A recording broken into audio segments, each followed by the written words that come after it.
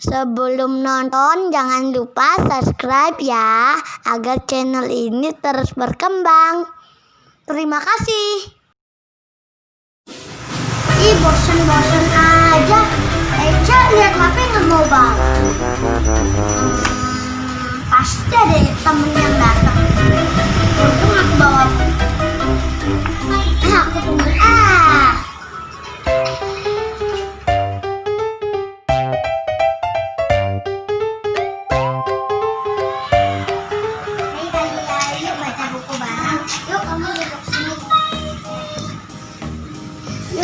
Kita baca buku yang mana dulu? Ya, yang ini dulu. Yang satu dulu deh. Oke, aku baca dari buku yang ketiga. Hari ini adalah hari Idul Fitri. Matahari bersinar, burung-burung bernyanyi dengan gembira. Suasana ini terlihat seakan-akan musim semi datang di Madinah. Anak-anak mengenakan pakaian terbaik mereka. Mereka berlari dengan penuh kegembiraan. Di mana-mana terlihat damai dan penuh kebahagiaan. Aku ke tengah dulu. Nanti kamu juga ke tengah dulu. Nggak tahu sampai mana. Sampai sini dulu. Aku baca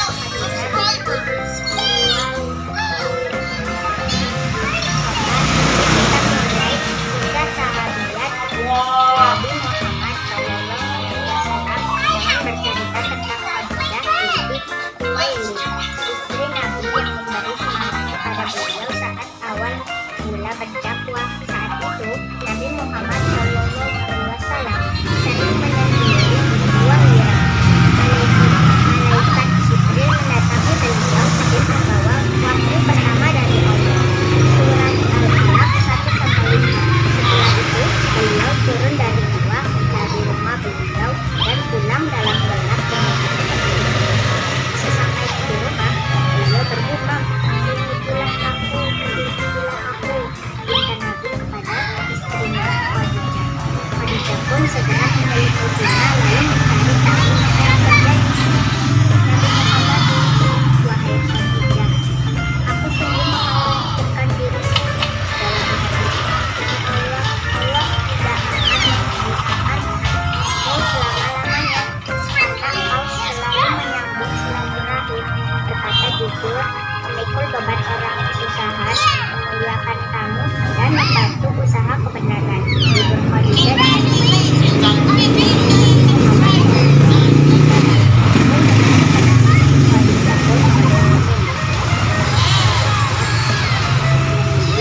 Waraqah bin Naufal, anak paman Khadijah. Waraqah adalah orang yang beragama Nasrani pada masa jahiliyah dan banyak menulis kitab Injil dalam bahasa Ibrani. Dia sudah tua dan buta. Khadijah berkata kepadanya, "Wahai anak anakku, temaslah sepupumu Muhammad." Ini Waraqah pun bertanya kepada Nabi Muhammad, "Wahai anak pamanku, apa yang kau alami?" Lalu Nabi Muhammad pun menceritakan apa yang telah beliau alami.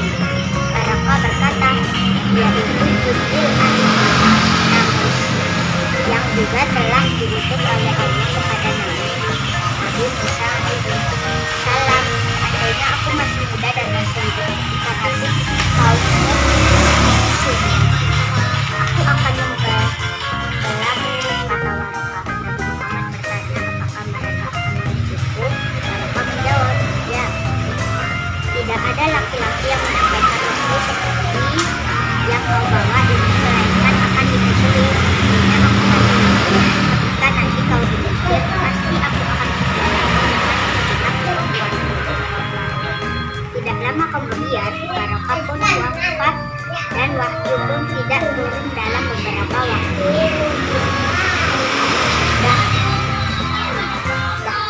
Tinggal aku lanjutin yang ya. Nabi Muhammad meninggalkan rumahnya untuk menemui sahabatnya dan berkata, "Selamat Idul Fitri." Saat beliau melihat anak-anak kecil sedang berlari dan kesana kesini, beliau sangat bahagia dan selalu tersenyum.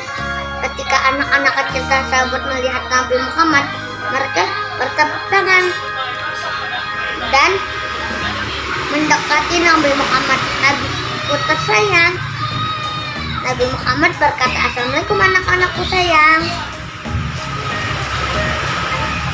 Anak-anak menjawab dengan serentak, "Waalaikumsalam, selamat Idul Fitri Rasulullah." Nabi Muhammad mengusap kepala mereka lalu memberi mereka hadiah dan makanan. Anak-anak kecil tersebut mengambil hadiah mereka dan kembali bermain. Namun, siapa di sana? Di sana ada seorang gadis kecil. Dia duduk di sudut sebuah gedung yang agak jauh. Dia sendirian dan sedang menangis. Gadis kecil itu mengenakan pakaian yang penuh tambal sulam dan tidak mengenakan sepatu. Gadis kecil itu pasti sedang menghadapi masalah sehingga dia tidak bermain dengan anak-anak lainnya, hanya menangis seorang diri. Tapi apa yang membuat dia menangis seperti itu? Nabi Muhammad memutuskan untuk menemuinya dan bertanya padanya. Gadis kecil itu tak menyadari kehadiran Nabi Muhammad. Dia terus saja menangis. Kemudian Nabi Muhammad membelai kepalanya dengan lembut. "Putri kecilku, kenapa kamu menangis di hari Idul Fitri ini? Ada apa?" Gadis kecil itu sangat sedih sehingga dia tak ingin berbicara pada siapapun.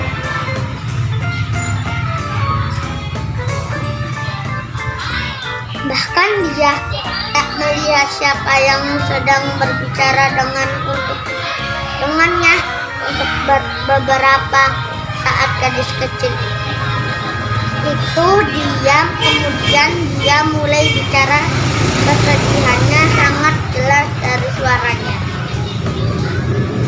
"Aku menangis karena aku terdengar pada ayah masih bersama kami tahun lalu, tapi sekarang sudah tidak ada. Ayah berperang bersama Nabi Muhammad. Dia berperang sampai tarikan nafas terakhir. Ayahku mati syahid. Aku sangat merindukannya. Yang bisa dilakukan anak yatim seperti itu hanya menangis." Setelah gadis kecil itu menyelesaikan perkataannya, dia mulai menangis kembali. Nabi Muhammad merasa sedih mendengar cerita gadis kecil tersebut.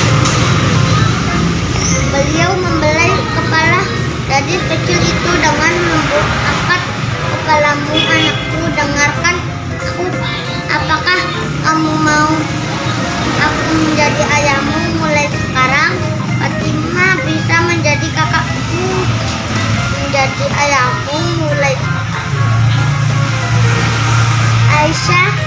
Aisyah bisa menjadi ibumu. Apa kamu mau?" Gadis kecil itu mengangkat kepalanya dan melihat Nabi Muhammad. Dia menceritakan kesedihan kepada Nabi Muhammad. Dia sangat terkejut. Siapa yang bisa menolak dengan tawaran itu? Gadis kecil itu pun menghapus air matanya. "Tentu saja, aku mau. Rasulullah." Gadis kecil itu pun berdiri dan memegang tangan Nabi Muhammad. Mereka berdua berjalan bersama. Dia merasa sedang berada di atas awan dan tak ingin melepas tangan Nabi Muhammad. Akhirnya mereka pun tiba di rumah.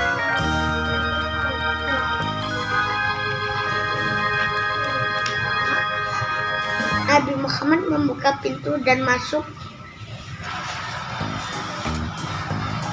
ke dalam rumah. Semua orang tersenyum pada gadis kecil itu dan mendekatinya. Nabi Muhammad memperkenalkan gadis kecil itu pada keluarganya. Mereka berkata, "Selamat datang di rumah kami, gadis kecil." Gadis kecil itu malu-malu dan berkata, "Terima kasih banyak."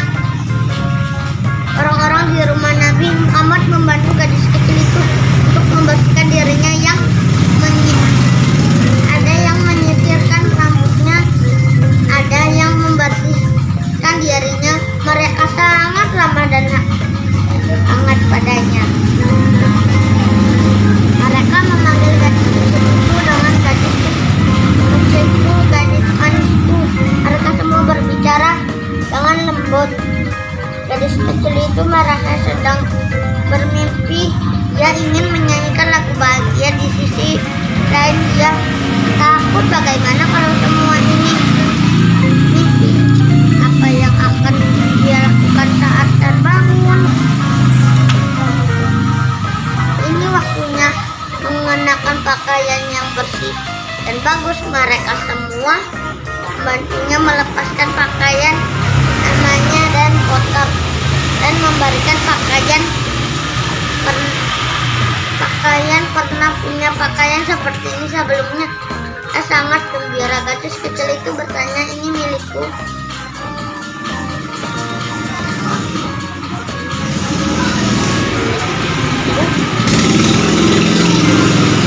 Orang yang membantunya berpakaian menjawab, "Tentu saja itu milikmu, semoga kamu suka." Itu bukan satu-satunya kejutan untuknya. Mereka menyiapkan makan malam untuknya. Di sana ada roti-roti yang lezat, kurma dan makanan lainnya. Itu adalah makan malam untuk merayakan Idul Fitri. Gadis kecil itu makan banyak sampai kenyang. Aku sangat menghargai makan malam ini. Terima kasih banyak. Semoga Allah memberkati kalian semua. Udah dulu ya teman-teman. Jangan lupa like, dan komen. Dadah. Sampai jumpa di video berikutnya. Yang belum subscribe, ayo subscribe, like, dan komen. Terima kasih.